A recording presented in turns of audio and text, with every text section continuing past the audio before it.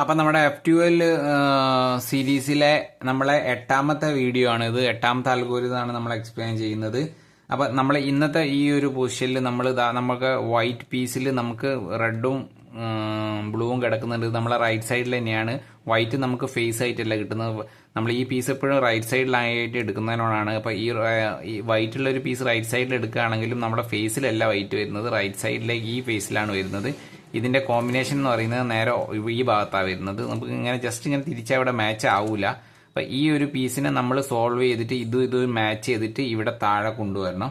അപ്പം അതാണ് നമ്മൾ ചെയ്യുന്നത്. ഇതിൽ വൈ ഇൻവേഴ്സ് എന്നാണ് ഫസ്റ്റത്തെ ഇത് വരുന്നത്. വൈ ഇൻവേഴ്സ് എന്ന് പറഞ്ഞാൽ Y inverse U R inverse U2 R U2 R inverse U R ചെയ്ത് കഴിഞ്ഞാൽ നമുക്ക് ഈസി ആയിട്ട് അത് കോമ്പിനേഷൻ ആയിട്ട് ഇവിടെ സോൾവ് ആയി വരും.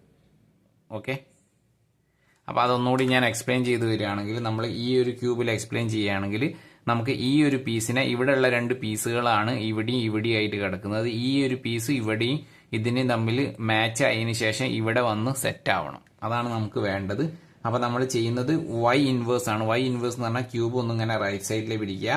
Y inverse U R inverse U2 R U2 R inverse U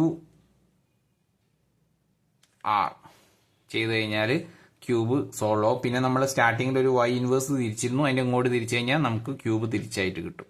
അപ്പോൾ ഇത് ഈസി ആയിട്ടുള്ള F2L അൽഗോരിതമാണ്. ഇത് 8th അൽഗോരിതമാണ്.